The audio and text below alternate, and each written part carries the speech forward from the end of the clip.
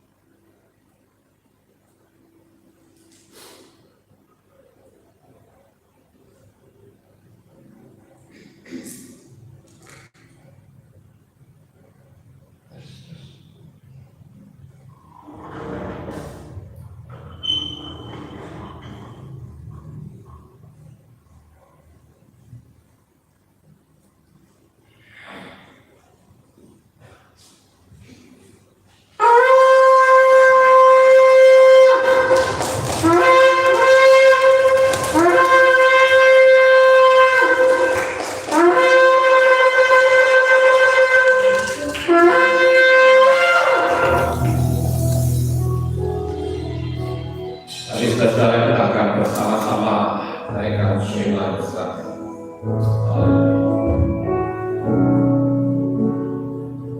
Shema Israel, Yahweh Elohim, Yahweh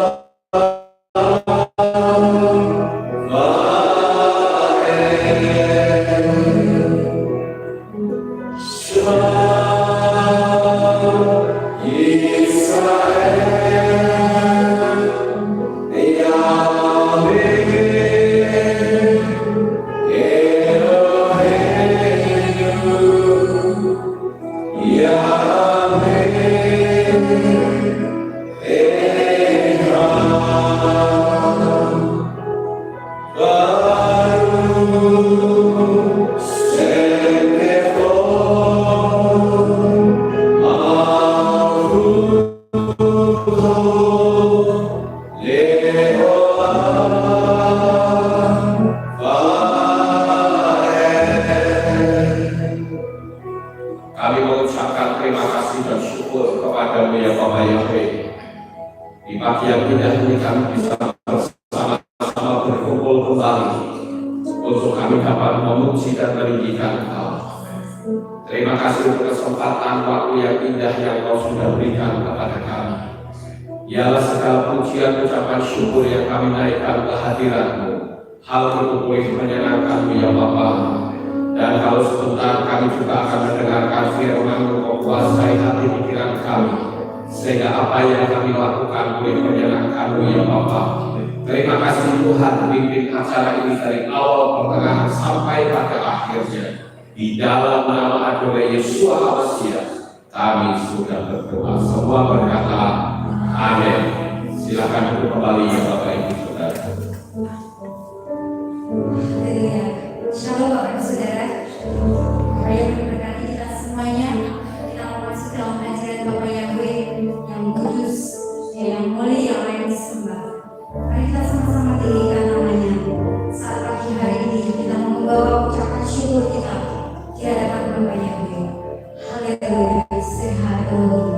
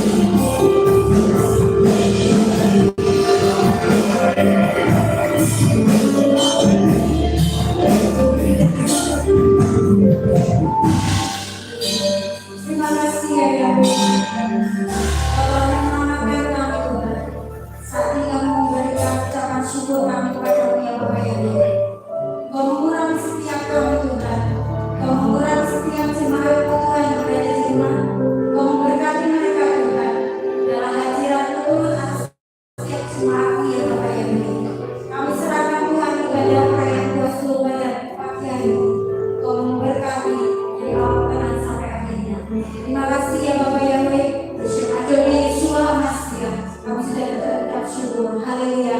Amin. Adalah baik Bapak Ibu Saudara untuk kita mengucap syukur kepada Bapak Yahweh karena kasih setianya sampai selama-lamanya. Mari saya mengundang Bapak Ibu Saudara yang ada di rumah dimanapun berada, kita bisa berdiri, kita mau menyatakan kebaikan Bapak Yahweh sepanjang hari. Haleluya.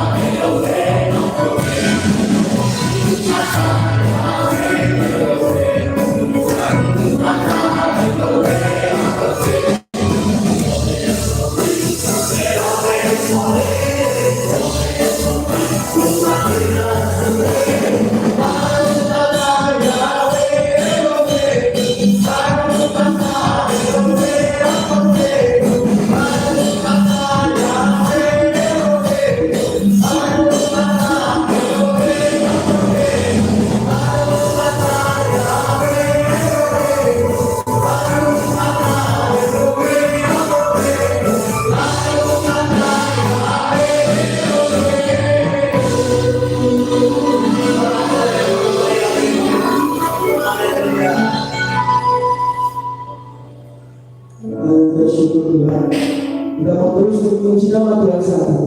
Kita mau berkata yang terbaik bagi Bapak yang ada di dunia. Kami kepujian.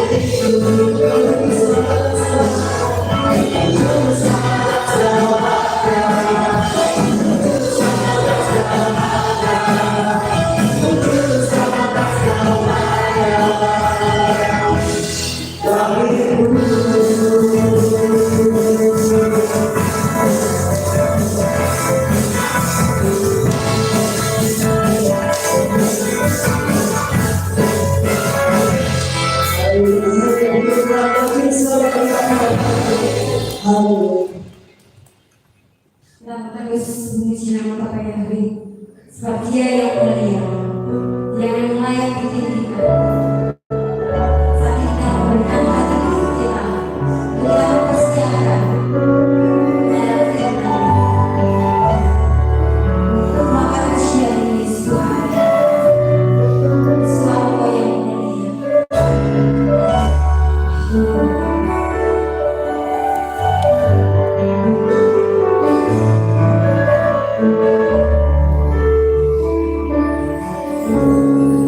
Sungguh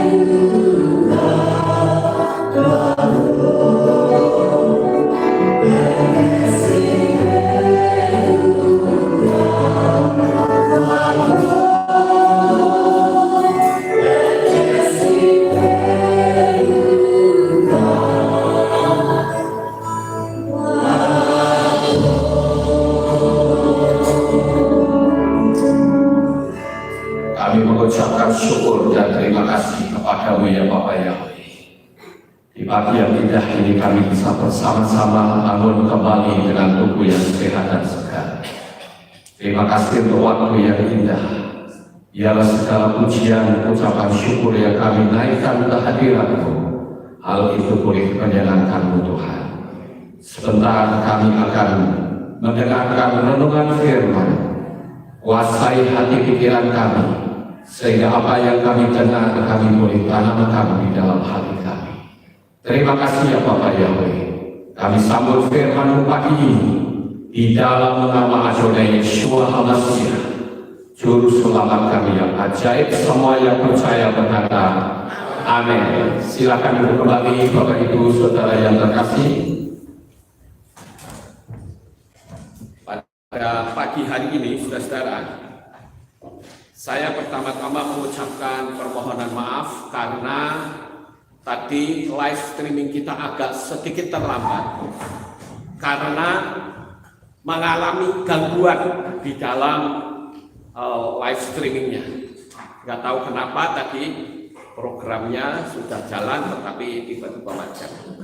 Tapi it's okay, nggak apa-apa, saudara-saudara. Yang penting kita masih bisa beribadah. Saya akan terus menyempurnakan live streaming kita sehingga betul-betul sempurna. Oleh karena itu sekali lagi mohon maaf karena live streaming kita mengalami keterlambatan.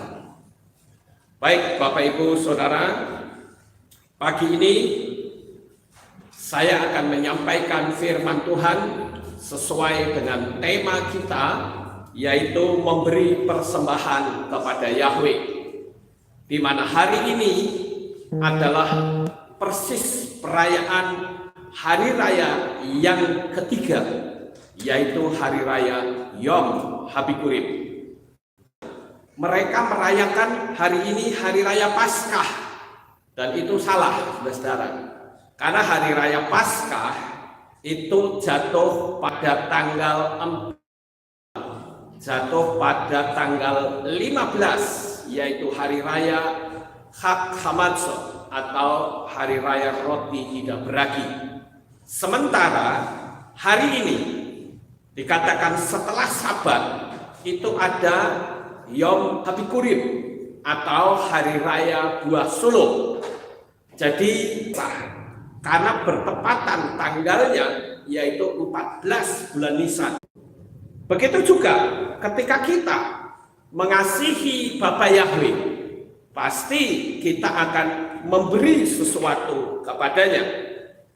Walaupun kita tahu bahwa memberi juga bukan tanda kasih, tetapi kasih itu selalu memberi.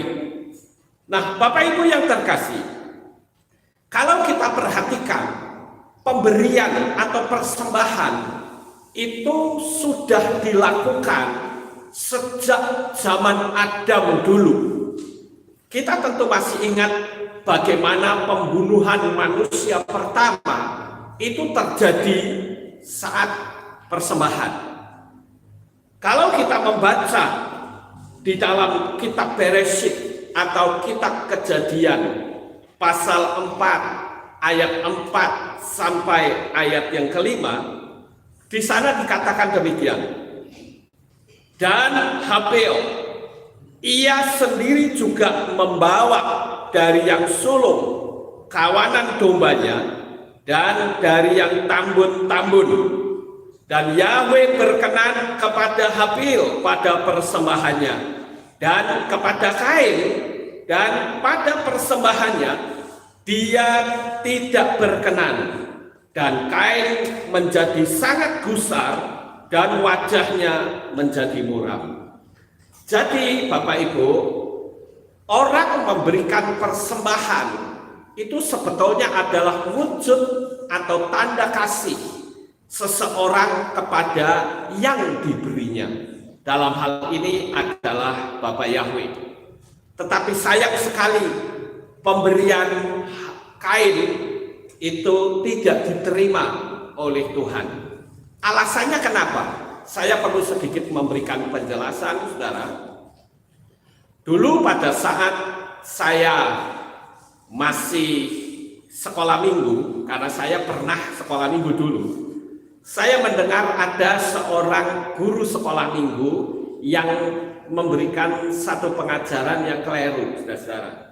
Pengajarannya adalah kenapa persembahan Kain tidak diterima, sementara persembahan Habil diterima. Asapnya itu naik ke atas, lurus sampai ke surga.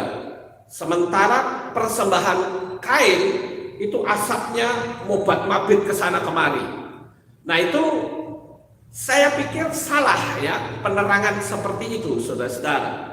Karena yang dilihat oleh Bapak Yahweh bukan di situ, tetapi dari sikap hati. Itu yang pertama. Dan yang kedua, kalau kita perhatikan, saudara-saudara, persembahan Kain tidak diterima itu karena Kain pada waktu memberikan persembahan itu pada waktu bukan panen sulung, panen pertama. Tidak. Sementara berbeda dengan Habil. Habil pada waktu dia mau mempersembahkan, dia memberikan yang terbaik, yang pertama. Sementara Kain pada waktu dia panen pertama, dia pakai untuk sendiri. Panen kedua, dia pakai untuk sendiri. Panen ketiga, dia pakai untuk sendiri. Dan ketika panen yang terakhir, karena perkebunan ladang Kain itu cukup banyak, saudara-saudara, maka pada waktu panen yang terakhir, nah ini yang dipersembahkan kepada Bapak Yahweh. Itulah kesalahannya. Bukan persembahan yang sulung. Persembahan sulung itu artinya persembahan yang awal, persembahan yang baik, saudara-saudara. Itu yang pertama ya. Jadi karena merasa aku sudah memberi persembahan, kok Tuhan tidak suka dengan persembahan saya. Lalu dia jengkel, akhirnya Habil dibunuh. Itu masalah persembahan, saudara-saudara. Jadi karena dia iri, dia bunuh. Oleh sebab itu pada pagi hari ini, saya katakan persembahan untuk Bapak Yahweh itu sangat penting. Karena tidak mungkin orang berkata, ya Bapak Yahweh, aku mengasihi engkau. Kita tidak memberi persembahan. Tidak mungkin, saudara-saudara. Tetapi pertanyaannya, kalau saya ngomong begini, ada nggak kira-kira orang yang tidak suka? Pasti ada, saudara-saudara. Dan orang itu pasti akan berkata, loh, kalau persembahan kepada Bapak Yahweh kan diserahkan kepada Tuhan. Lah kalau persembahan ke Kehilat yang ngambil siapa? Ya gembalanya. Nah, pasti ada yang seperti itu. Makanya saya katakan, kalau saudara memang tidak suka atau tidak mau, ya lebih baik jangan. Ya, nanti saudara rugi sendiri. Saudara akan merasa, aduh kok enak ya pendeta nih. Ya, saya yang kerja, dia yang nikmati. Nah, makanya saya bilang, kalau Anda masih punya hati seperti itu, jangan kasih persembahan, saudara-saudara. Ya, nanti saudara malah rugi sendiri. Kita kembali ke masalah persembahan. Kita juga melihat hal yang kedua, bagaimana Abraham itu juga mempersembahkan Yitzhak putranya. Waktu itu Bapak Yahweh minta, karena melihat bagaimana Abraham ini sudah tidak lagi sibuk dengan Bapak Yahweh. Dia hanya sibuk dengan putranya yang betul-betul dirindukan. Nah di situ Bapak Yahweh mulai ada rasa kecemburuan. Kenapa sih kok sekarang bukan aku lagi yang menjadi nomor satu? Akibatnya apa Bapak Ibu? Akibatnya Bapak Yahweh berkata kepada Abraham, Abraham, persembahkanlah putramu yang tunggal itu, yang menjadi putra perjanjian. Ayo persembahkan, berani atau tidak. Dan ternyata saudara-saudara, kalau kita membaca, saya tidak perlu tunjukkan ayatnya, saudara sudah tahu bagaimana Abraham mempersembahkan Yitzhak sebagai persembahan yang terbaik. Nah itu yang disebut persembahan sulung, saudara-saudara. Kemudian kita juga melihat bahwa ada satu pribadi yang tidak suka orang memberi persembahan. Siapa kira-kira coba? Saya tunjukkan yang tidak suka memberikan persembahan atau melarang orang memberikan persembahan kepada Tuhan, itu adalah Raja Firaun. Saudara lihat di dalam kitab Shemot atau kitab Keluaran pasal 10 ayat 24. Di sana dikatakan, lalu Firaun memanggil Mose dan berkata kepadanya, pergilah, layanilah Yahweh, hanya kawanan dombamu dan kawanan lembu harus ditinggalkan. Juga anak-anakmu boleh pergi bersamamu. Saya pernah menyampaikan materi ini lebih detail, saudara-saudara, yaitu apa? Ketika Mose ngomong sama Firaun, biarkan umatku pergi supaya mereka beribadah. Di situ Firaun keberatan, saudara-saudara. Akhirnya apa? Tarik ulur. Firaun berkata, ya silahkan kamu pergi, tapi hanya laki-laki saja yang boleh pergi, yang perempuan jangan. Kenapa kok tujuannya seperti itu? Karena kalau laki-laki saja yang pergi, berarti laki-lakilah yang punya iman, sementara yang perempuan tidak punya iman, sehingga rumah tangga itu akan menjadi goncang, Bapak Ibu. Tapi Mose bersikeras, tidak, aku harus membawa umat Israel keluar dengan berbagai macam tulah. Akhirnya Firaun mengatakan, ya silahkan kamu boleh pergi, tetapi, nah ini yang kedua dikatakan apa? Hanya kawanan dombamu dan kawanan lembumu harus ditinggalkan. Anak-anakmu boleh pergi bersamamu, boleh mau ibadah silahkan, tapi jangan membawa kambing domba. Lalu pertanyaannya, saudara, kalau bangsa Israel beribadah membawa kambing domba, itu tujuannya apa coba? Tujuannya adalah memberi persembahan. Jadi dengan kata lain, kamu mau ibadah silahkan, mau aktif di kehilangan silahkan, nggak apa-apa, tapi ya jangan memberi persembahan. Kenapa Firaun berkata begitu, saudara? Karena dengan orang memberikan persembahan, maka orang itu akan mendapatkan suatu anugerah yang sangat besar. Ada hukum tabur tuai.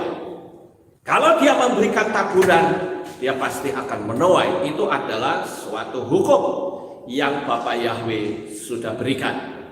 Jadi Bapak Ibu yang terkasih, orang yang kalau ada orang memberi persembahan itu banyak sekali sikapnya. Maka saya akan berikan pengetahuan ini kepada saudara supaya persembahan saudara berkenan di hadapan Bapak Yahweh. Di belakang saya, saudara, itu ada persembahan buah sulung dari jemaat Bapak Yahweh.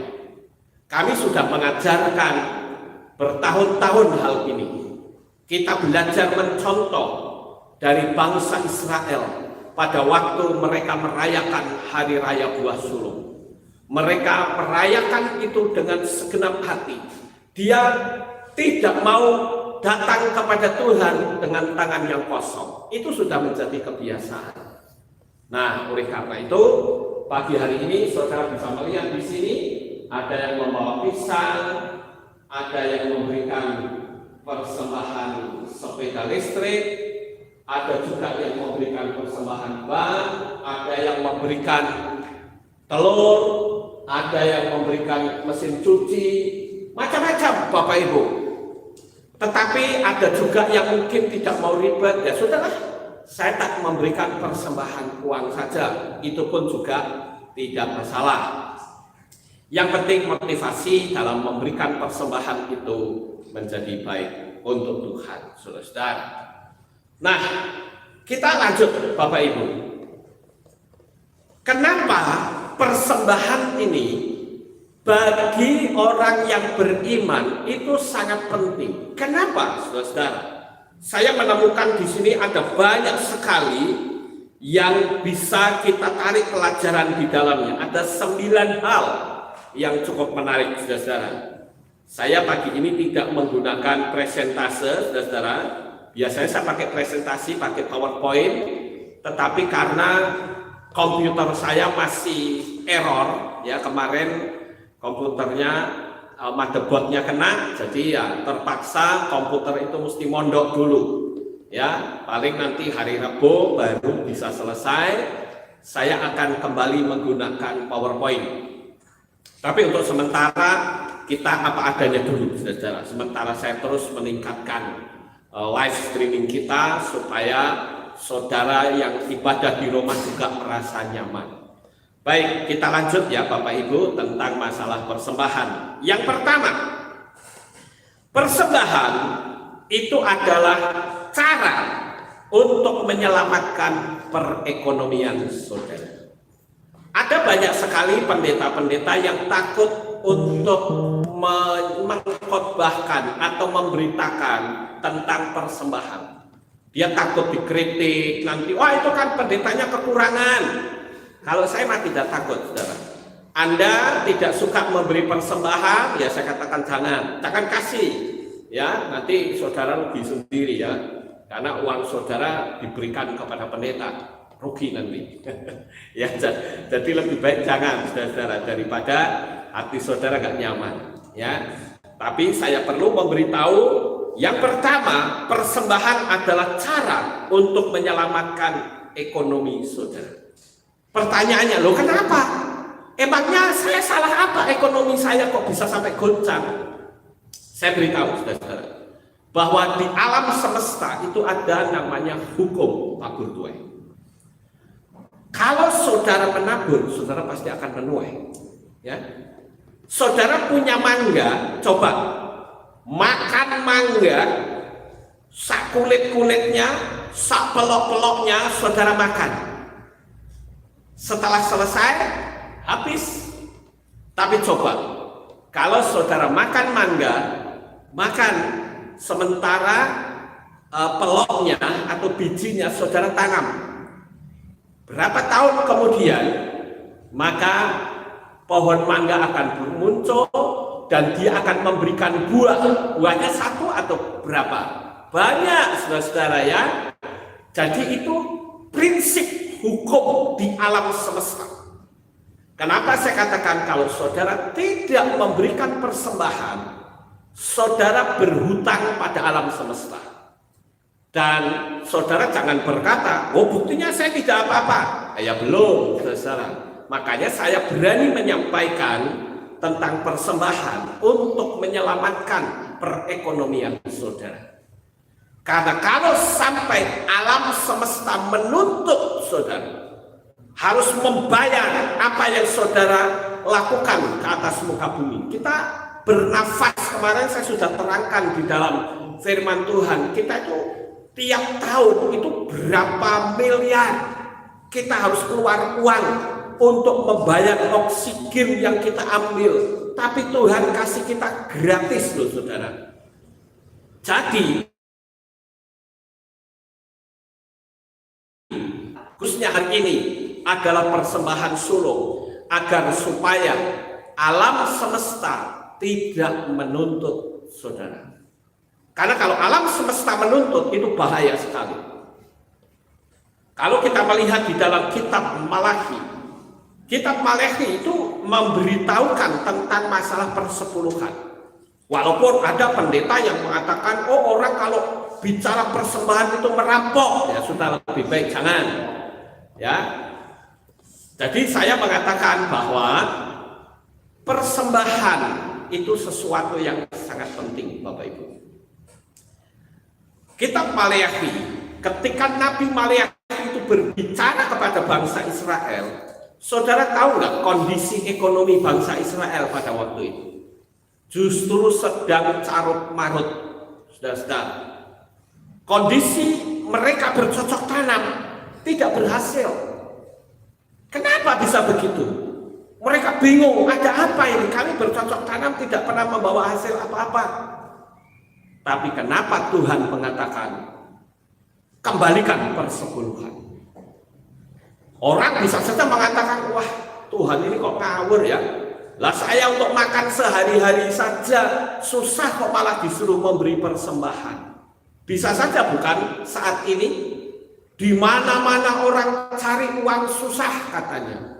Apalagi banyak sekali kota-kota yang punya pabriknya ditutup, yang punya restoran ditutup karena nggak ada yang datang, keadaan sepi di mana-mana. Mosok saya disuruh memberikan persembahan.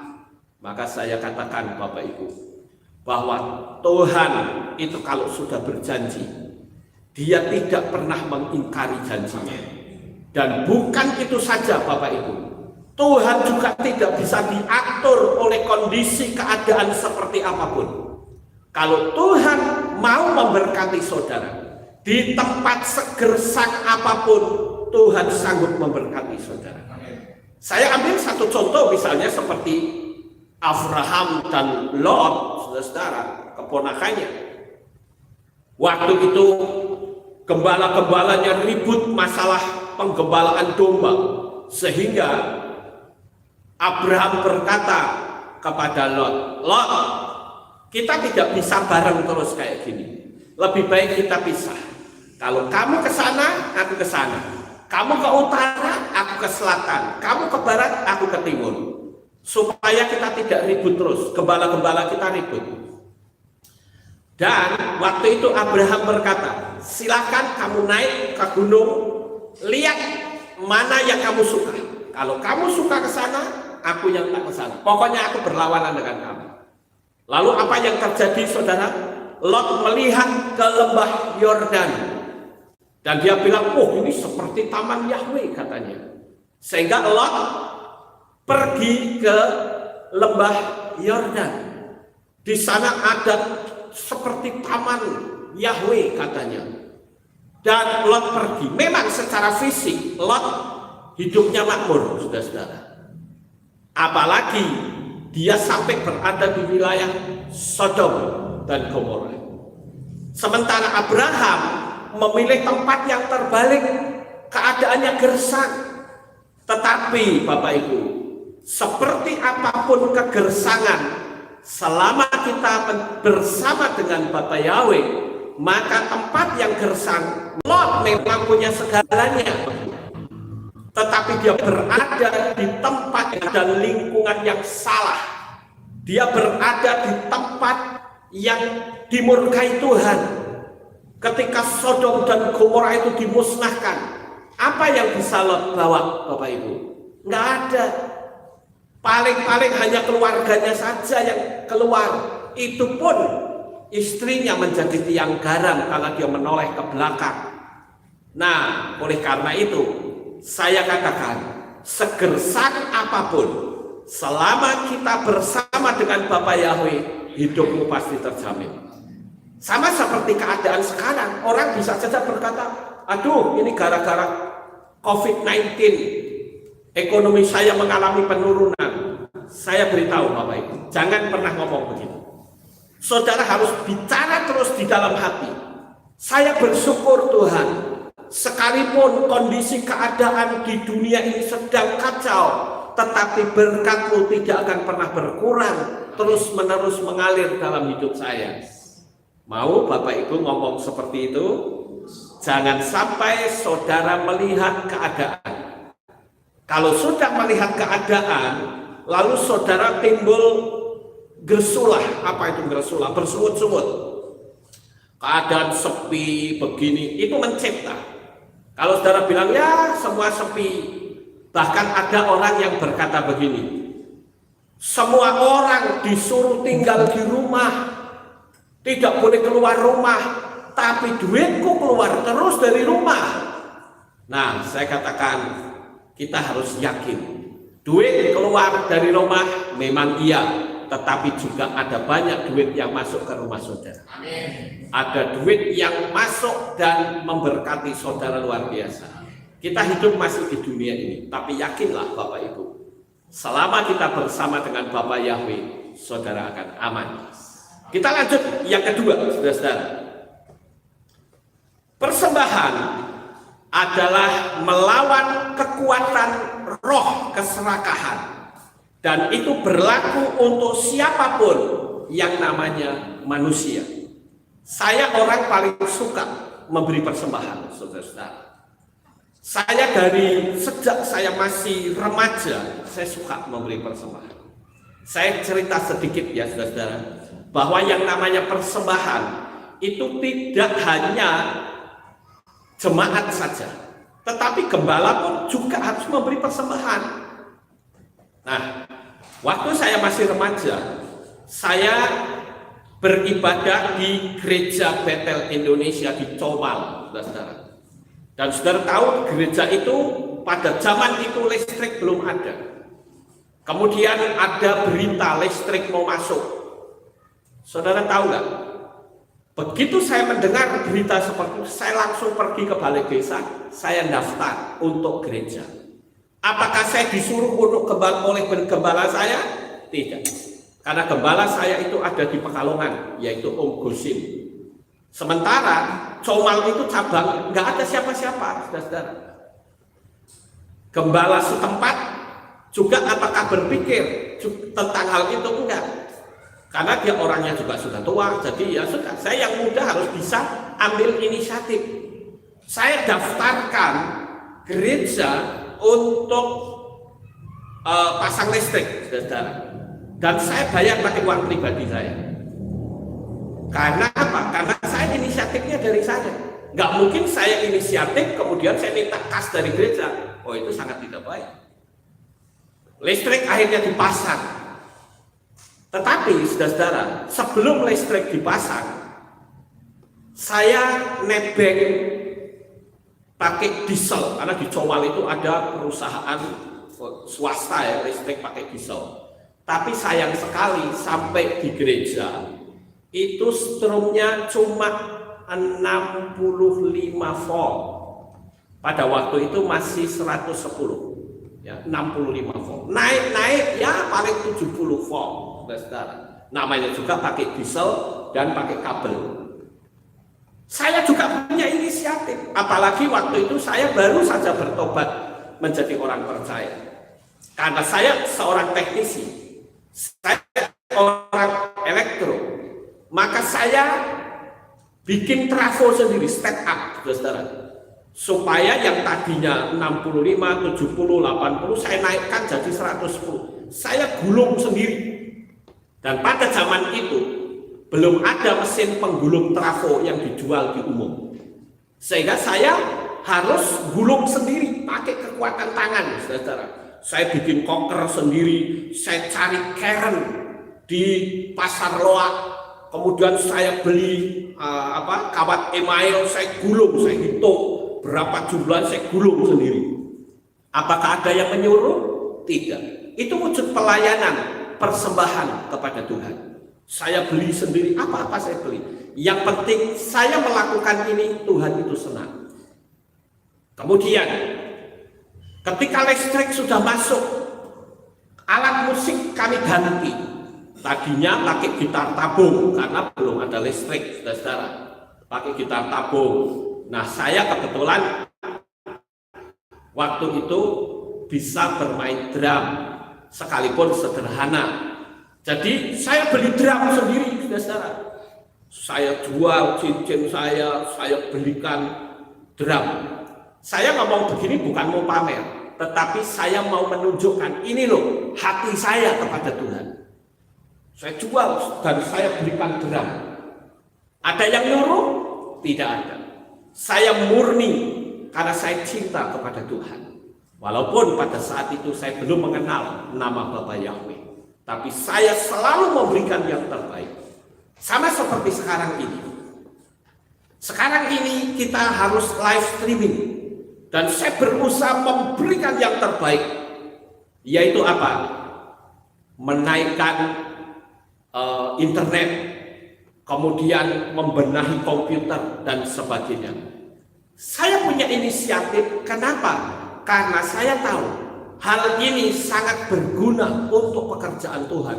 Apalagi sidang jemaat saat ini tidak ada yang beribadah di tempat ini karena masih ada pelarangan. Nanti kita sama-sama akan berkumpul kembali. Waktunya pasti akan terjadi. Tetapi di sini Bapak Ibu yang terkasih, persembahan itu melawan kekuatan roh keserakahan. Kalau saja saya serakah, barangkali sampai hari ini saya tidak akan dan jemaat tidak akan memanggil nama Bapak Yahweh. Jemaat pada waktu itu sudah sangat banyak, sampai 1.500-an orang. Kalau saya ibadah di belakang situ, depan sini, orang duduk semua, saudara-saudara. Ditambahin porsi sampai ke depan segala. Tetapi saya menyadari, saya tahu kebenaran, saya harus menyampaikan.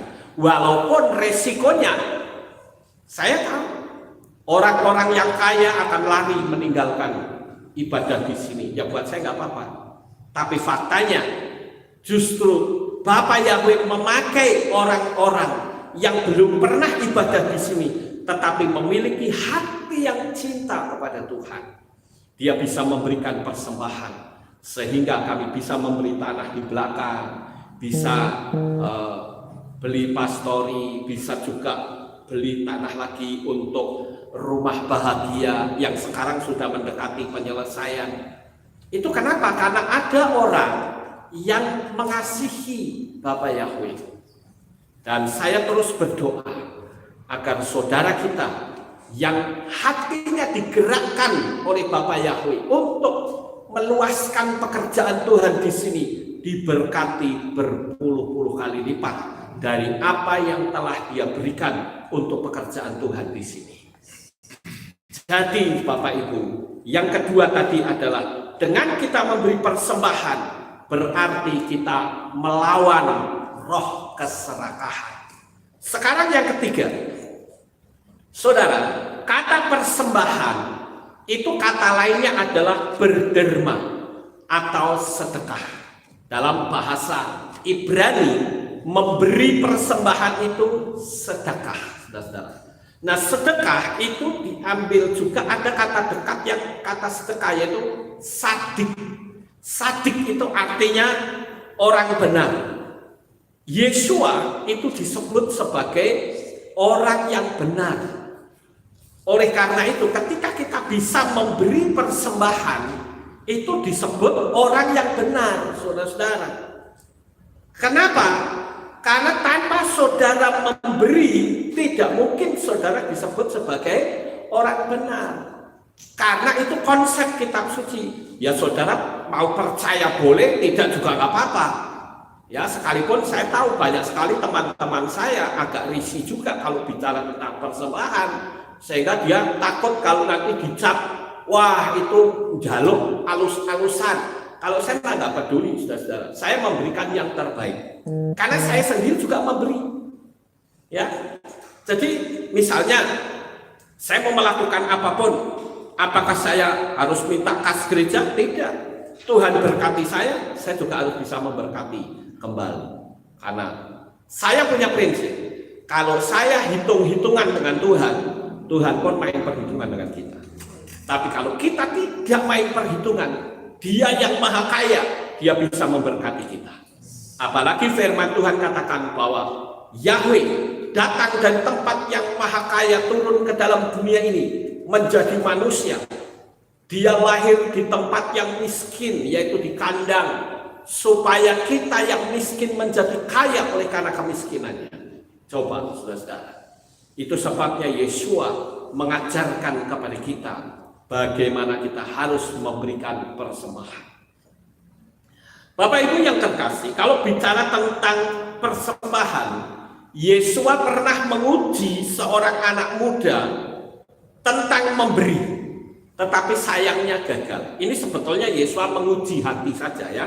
Coba kita lihat di dalam kitab Matius atau Matius pasal 19 ayat yang ke-21, saya bacakan untuk saudara demikian. Yesua berkata kepadanya, jika engkau ingin menjadi sempurna, Perhatikan, jika engkau ingin menjadi sempurna.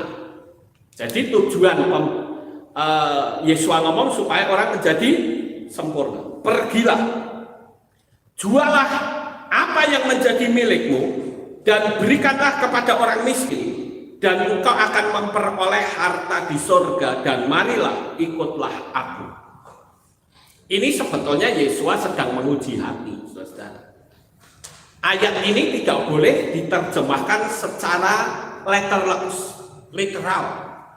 Kalau diterjemahkan secara literal, maka semua pengikut Yesua nggak akan punya penghasilan apa-apa.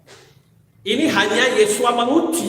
Coba jual hartamu, berikan kepada orang miskin, lalu ikut aku. Dan saudara tahu nggak bahwa ternyata anak muda itu gagal? Karena kalau saudara lihat ayat berikutnya, saudara ketemukan bahwa orang muda itu meninggalkan Yesua karena uangnya banyak. Nah, di sini Bapak Ibu, kita bisa lihat bagaimana pentingnya hati. Kalau kita dikuasai oleh keserakahan, nggak akan bisa melakukannya. Oleh sebab itu, Bapak Ibu, kita juga melihat di dalam Markus 10 ayat 21, dan seraya memandang kepadanya, Yesua mengasihinya dan berkata kepadanya, satu hal kepadamu yang masih kurang, pergilah, jualah sebanyak apa yang kau miliki, dan berikanlah kepada orang miskin, dan engkau akan memiliki harta di surga, dan marilah ikutlah aku sambil mengikut aku sambil memikul salib. Ini adalah kisah yang sama terhadap anak muda tadi. Ternyata sekali lagi anak muda itu gagal, saudara-saudara. Ini baru persembahan materi loh, belum persembahan tenaga saudara, belum persembahan waktu saudara, belum persembahan pikiran saudara, belum persembahan hidup saudara. Apakah saya dulu punya cita-cita untuk menjadi pendeta? Sama sekali tidak. Saya adalah orang yang anti Kristen dulunya, saudara-saudara. Saya benci sekali dengan kekristenan. Tetapi satu hal, singkat cerita, saya akhirnya bertobat. Saya tidak akan cerita lagi karena cukup panjang, karena saya sudah sering bercerita kenapa saya bisa bertobat. Dan setelah saya bertobat, satu hal yang ada di pikiran saya berkata begini, apa yang bisa saya lakukan untuk menyenangkan Tuhan? Hanya itu saja. Kalau saya bisa menyenangkan hati Tuhan, maka Tuhan pasti memberkati kita. Dia pasti menyertai kita. Nah, ini saya ngomong begini pun orang bisa mengkritik. Emangnya Tuhan punya hati, Pak Lukas? Yang punya hati itu kan manusia. Betul, Tuhan itu sifatnya roh. Tetapi dia yang bentuknya roh, dia telah turun ke dalam dunia ini dalam wujud manusia, yaitu Yesua, yang tentunya juga punya hati. Yesua tahu perasaan saudara, Yesua tahu keadaan hidup saudara. Oleh karena itulah, kalau kita bisa bersama-sama melawan keserakahan, kita bisa memberikan persembahan, berderma, sedekah, saudara akan menjadi orang yang sadik, orang yang benar.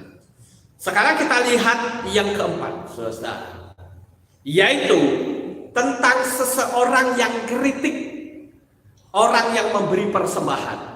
Di dalam kitab suci itu ada. Saudara masih ingat kira-kira siapa ya orangnya? Tidak lain adalah Yudas Iskariot.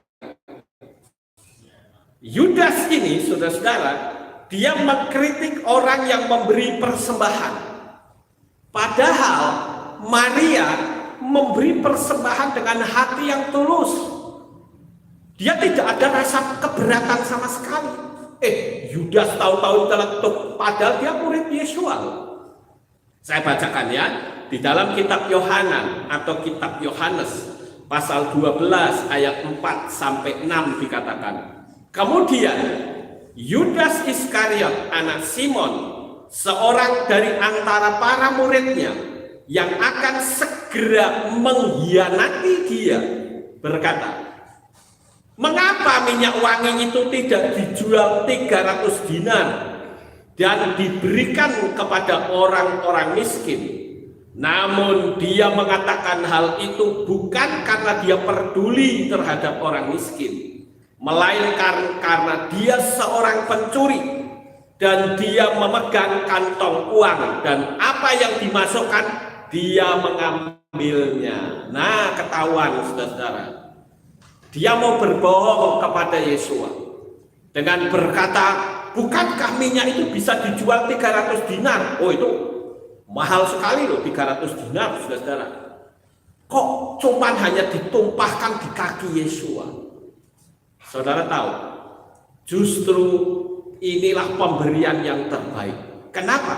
Selaku manusia, saat Yesua disalib, ketika murid-muridnya semua lari meninggalkan dia, saya tahu secara manusia Yesua mendapatkan kekuatan. Yaitu apa? Dia masih mencium bau minyak narwastu. Dia juga ingat, karena minyak narwastu yang diberikan kepada Yesua, ini minyak narwastu yang kelas tinggi punya, saudara, yang sampai beberapa hari wanginya itu tidak hilang-hilang. Ada kan minyak yang dipakai paling cuma berapa jam sudah hilang wanginya. Tapi kalau minyak narwastu yang diberikan perempuan yang bernama Maria itu harganya mahal, sehingga sampai beberapa hari minyak itu wanginya tidak hilang, saudara. Dan saya katakan, itulah yang bisa membuat Yesua merasa bahagia sekalipun di tengah penderitaan dia di kayu salib. Dan kalau saudara lihat, saya kembali bicara kepada tentang Yudas ini, saudara. Yang memberi persembahan siapa? Maria Magdalena. Tetapi Yudas yang tidak memberi kok keberatan. Oh, karena ketahuan dia pencuri, saudara. Nah, ini ada spiritnya loh. Makanya saya bersyukur kalau jemaat Aleph tahu seberapa dia bisa memberi hati mereka dengan persembahan. Itu karena saudara mencintai Tuhan. Kemudian saudara, yang kelima, persembahan adalah melipat gandakan segalanya.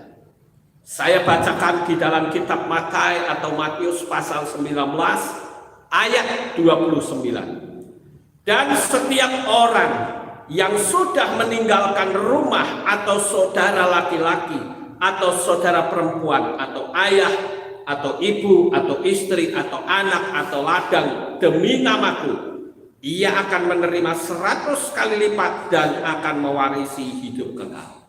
Artinya apa, saudara? Dia sudah memberikan hidupnya untuk mengikut Tuhan. Kan kita seringkali melihat berapa banyak orang-orang yang karena beriman kepada Yesua, dia harus kehilangan istri, dia harus kehilangan suami, karena suaminya itu tidak percaya. Dia katakan, kalau tetap kamu mengikut Yesua, kita cerai. Dan istri itu mengambil sikap baik, lebih baik saya cerai daripada saya harus meninggalkan Yesua yang memberi hidup saya. Dan apa yang dikatakan Yesua, kalau dia sampai ditinggal baik oleh istri, anak, suami, apa saja, memberi hati untuk Tuhan, dia akan menerima 100 kali lipat. Begitu juga dengan persembahan. Kalau saudara memberikan dengan hati yang tulus, maka Tuhan pun akan memberkati dengan limpahnya. Kita lanjut yang keenam, saudara-saudara. Kenapa di Israel ada yang namanya laut mati? Pernah gak saudara merenung, kenapa ya kadar garam di laut mati itu kok luar biasa tinggi? Ada yang bilang 7 kali lipat, ada yang bilang 10 kali lipat. Karena kalau mandi di laut mati itu sampai badannya agak lengket ya, karena saking asinnya. Jadi saking asinnya itu rasanya sudah gak asin lagi, agak sedikit kepait-paitan gitu, saudara-saudara. Kenapa laut kok disebut laut mati? Karena laut itu hanya menerima dan terus menerima, tidak pernah tersalur. Saudara, ke Israel tidak akan menemukan laut mati itu mengalirkan airnya keluar. Enggak, dia tetap hanya menampung saja. Nah sekarang coba bayangkan, kalau saudara tiap hari makan minum terus, tapi nggak ada tempat pembuangannya. Kira-kira apa saudara? Sehat? Pasti tidak, saudara. Itu sudah hukum alam, hukum yang tidak bisa diganggu. Di sini ada jemaat yang sampai tidak bisa BAB, saudara. Buang air besar itu nggak bisa. Itu saja sakit perutnya luar biasa sampai masuk ke rumah sakit. Coba. Nah, begitu juga dengan harta yang Bapak Yahweh sudah berikan kepada kita. Kalau kita tampung terus tanpa kita menyalurkannya, ini baru urusan menyalurkan ke kehilan loh, belum menyalurkan keluar. Maka kehilan atau orang tersebut akan berbahaya dalam tingkat perekonomiannya. Karena akan terjadi kematian, berbahaya. Sama seperti kehilan juga begitu, saudara. Kami beberapa hari ini, karena kondisi keadaan di luar sana begitu sulit, kami bikin kegiatan sosial. Kemarin bagi-bagi masker, ada berapa ratus masker itu. Saya tidak tahu, karena saya pas waktu itu pergi, tim kita yang bergerak. Hari ini ada pembagian sembako ke orang-orang jalanan, tukang sapu, orang jalanan, orang-orang yang ya katakanlah yang dipandang berkekurangan. Sebentar pukul 10 mereka akan bergerak dengan mobil, akan membagikan kemana-mana. Itu wujud kepedulian kita, saudara. Kenapa? Karena firman Tuhan mengajarkan agar kita juga bisa memberi kasih.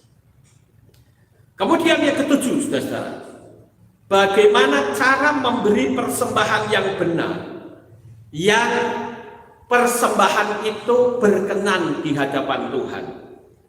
Yang pertama adalah berilah dengan hati yang gembira.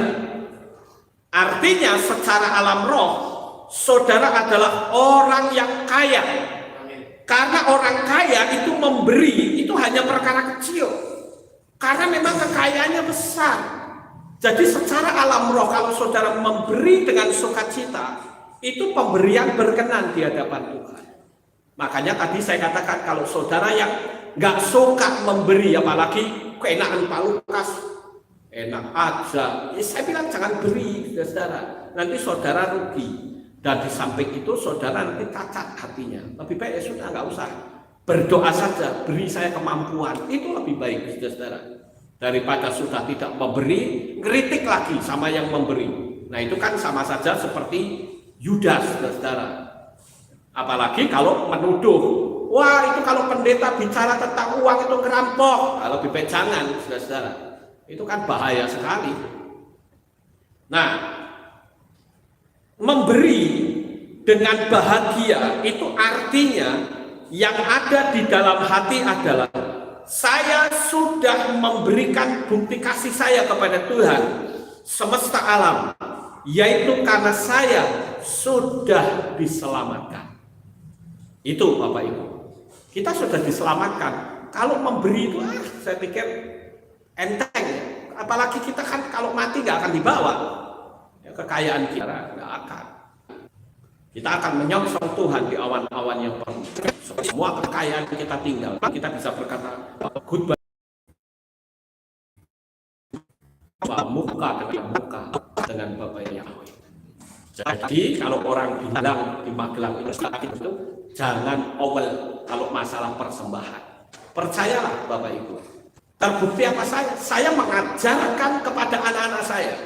Baik Michael, baik Alice, saya ajarkan, jangan pernah kamu luput dari persembahan persepuluhan. Sekalipun dia anak saya, dia tetap mengembalikan perpuluhan kepada saya. Kenapa? Karena saya tidak ingin anak-anak saya disebut sebagai perampok. Karena firman Tuhan yang mengajarkan seperti itu. Ya.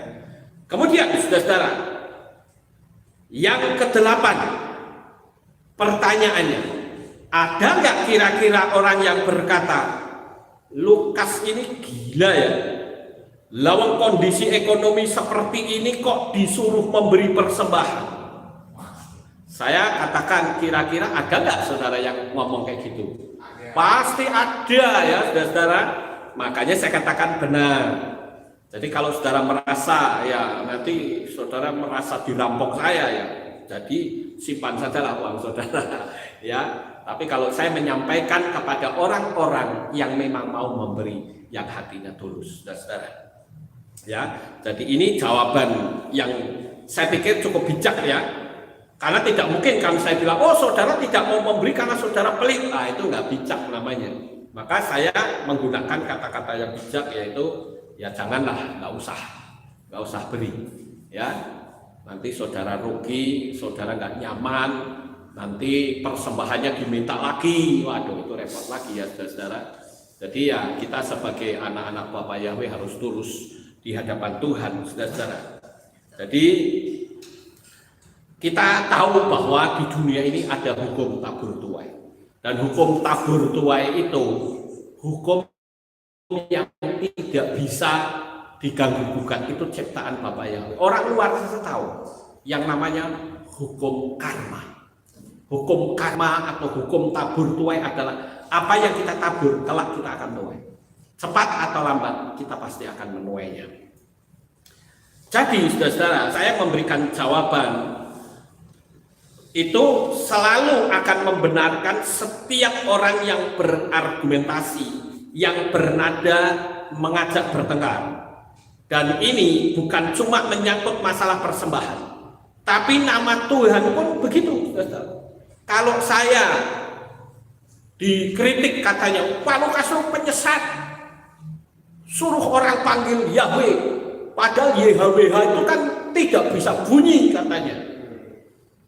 Itu kan disebut tetragrammaton, tidak bisa berbunyi. Saya bilang Anda salah. Tetragrammaton itu justru artinya 4 huruf yang berbunyi. Tetra itu 4. Seperti mungkin saudara masih ingat ya, ada pil super tetra. Super tetra itu berarti 1 tablet itu isinya 4 komposisi. Namanya disebut super tetra.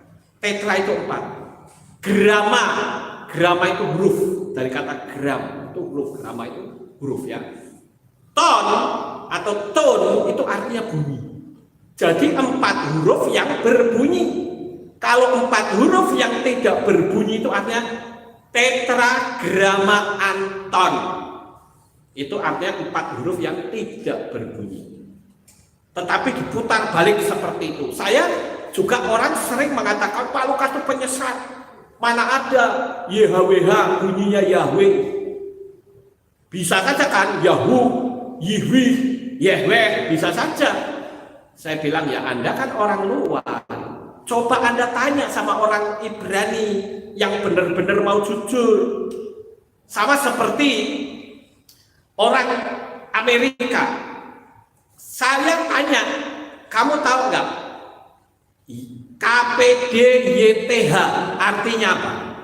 Orang Amerika pasti akan berkata, what is the meaning of KPDY2H?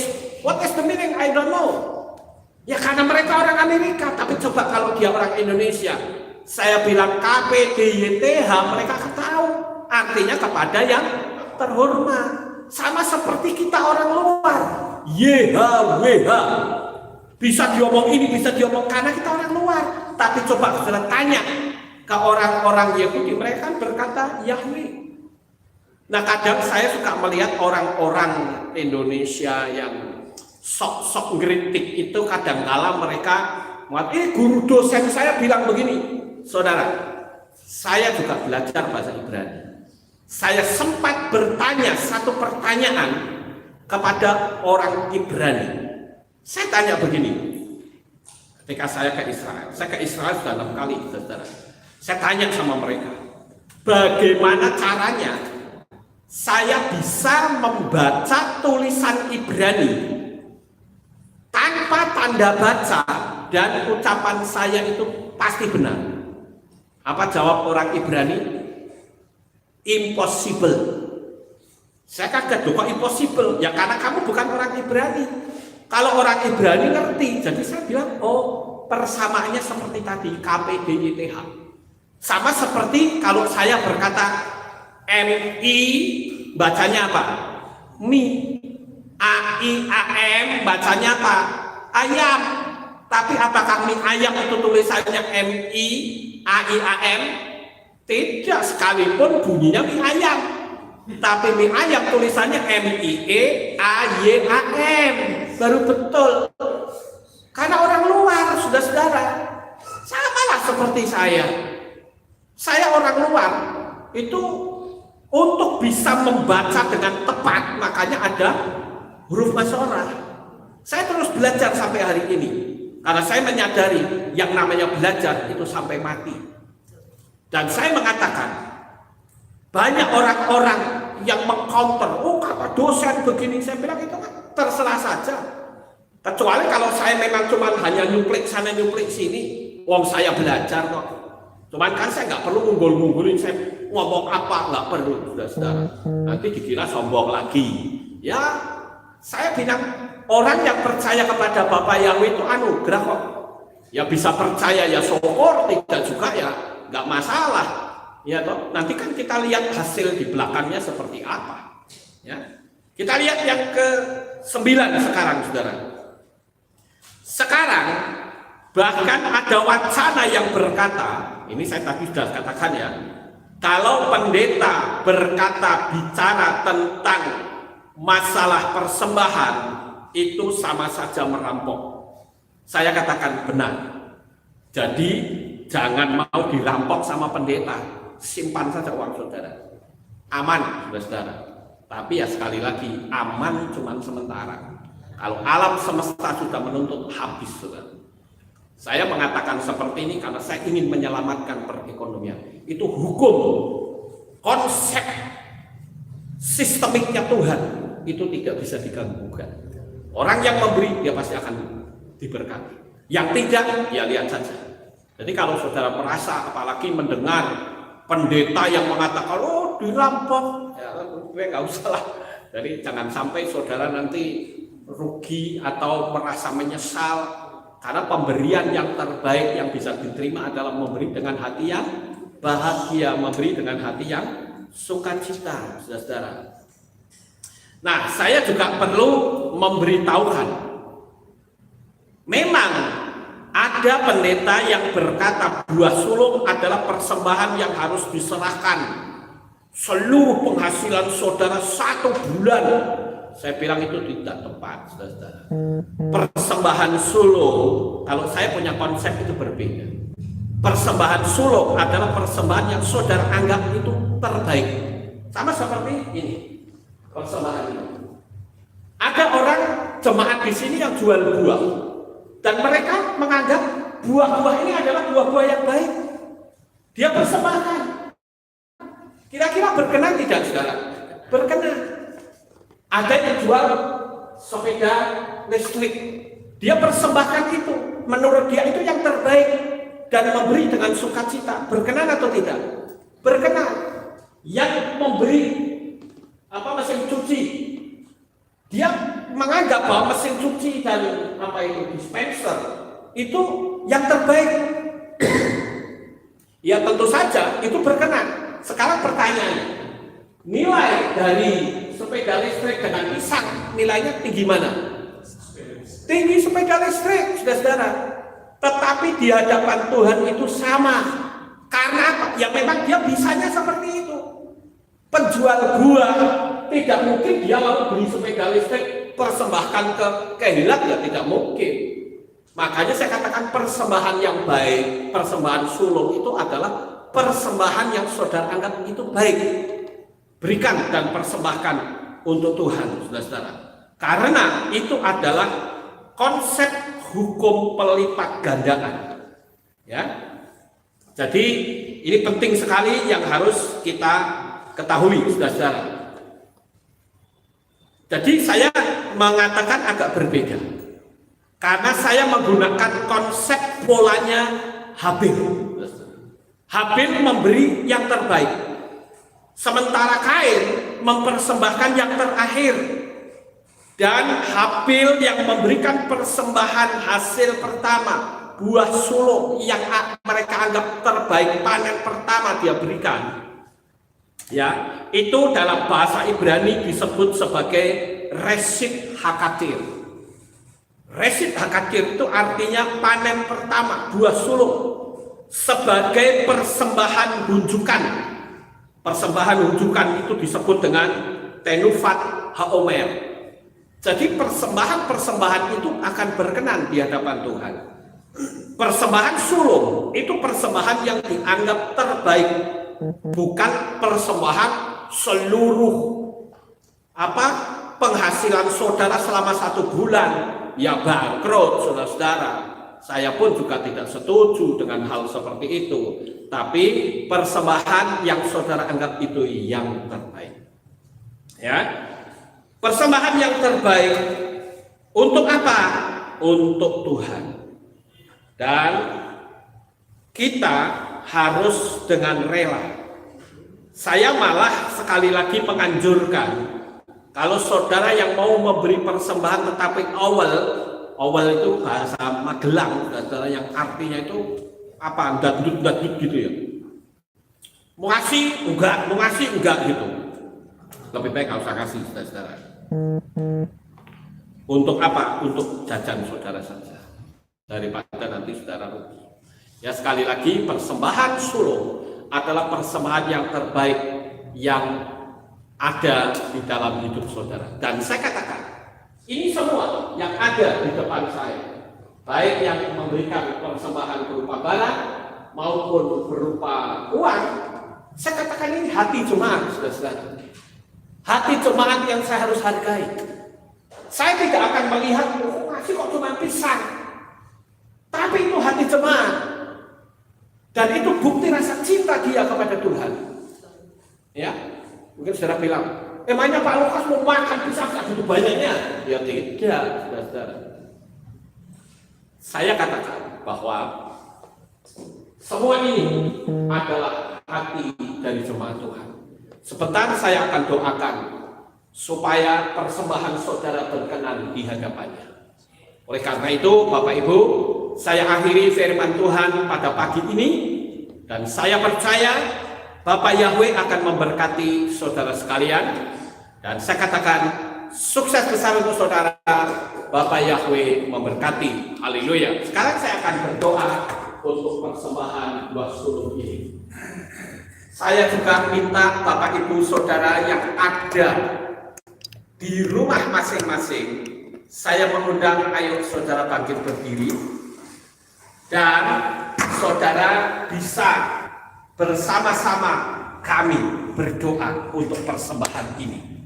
Sekalipun saudara ada di rumah masing-masing, tetapi saya tahu hati saudara mengasihi Bapak Yahweh.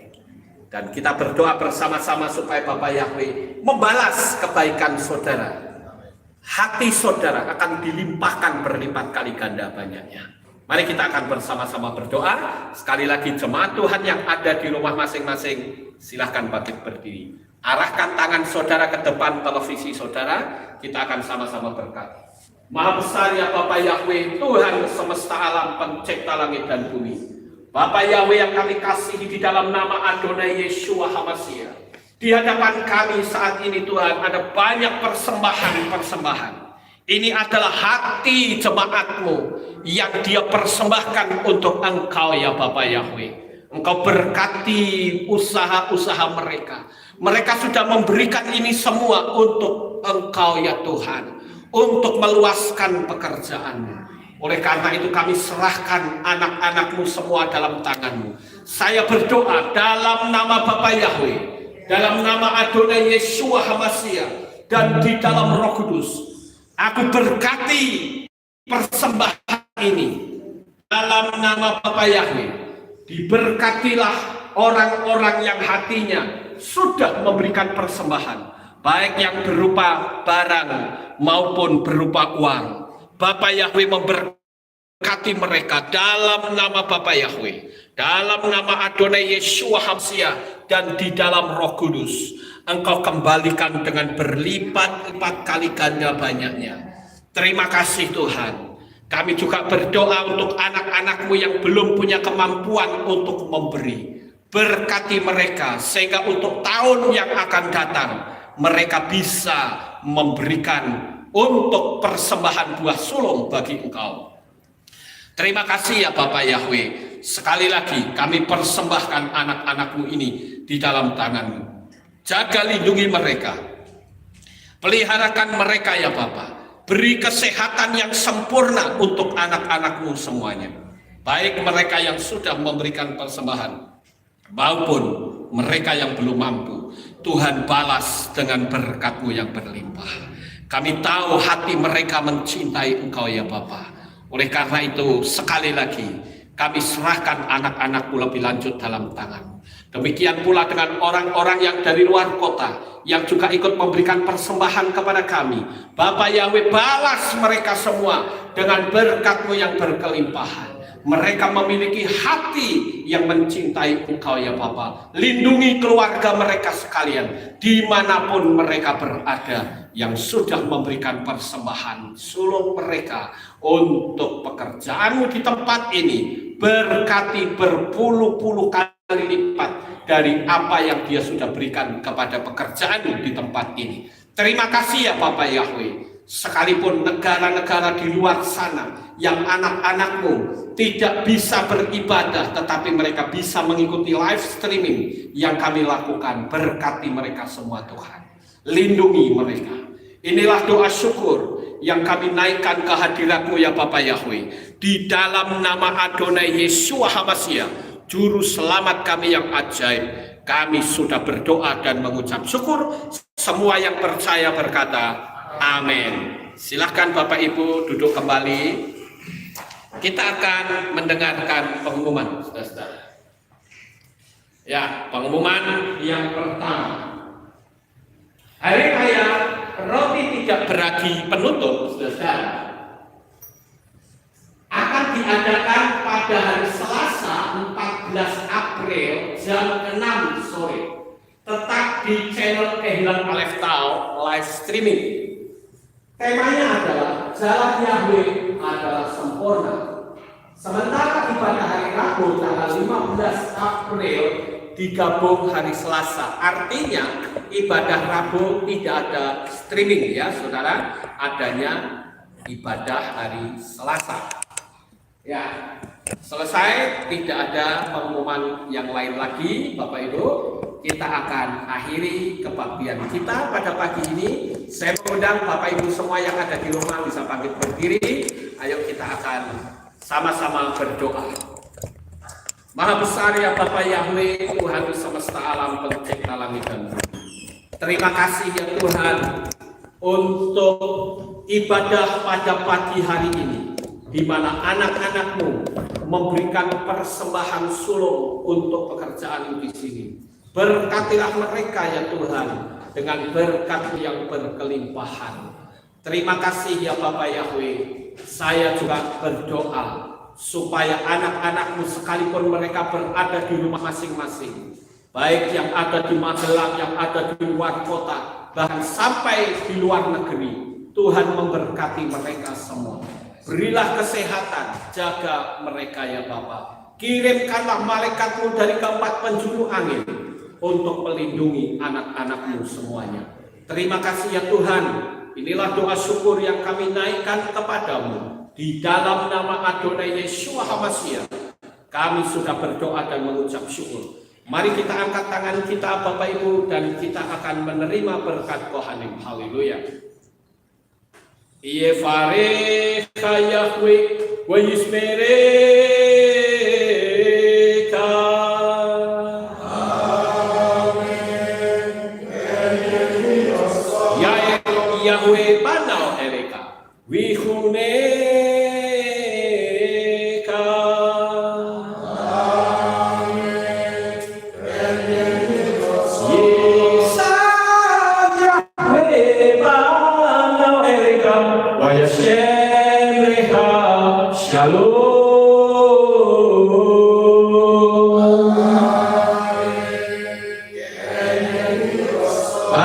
kata Pak Yeko Faruk atau Saleh, engkau akan diberkati di kota dan engkau akan diberkati di ladang.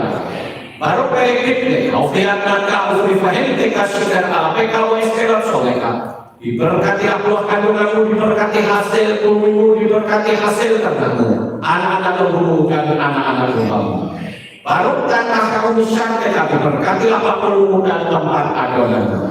Baru kata boy, kau baru kata bersedekah dan kau akan diberkati pada waktu kau masuk dan kau akan diberkati pada waktu kau keluar.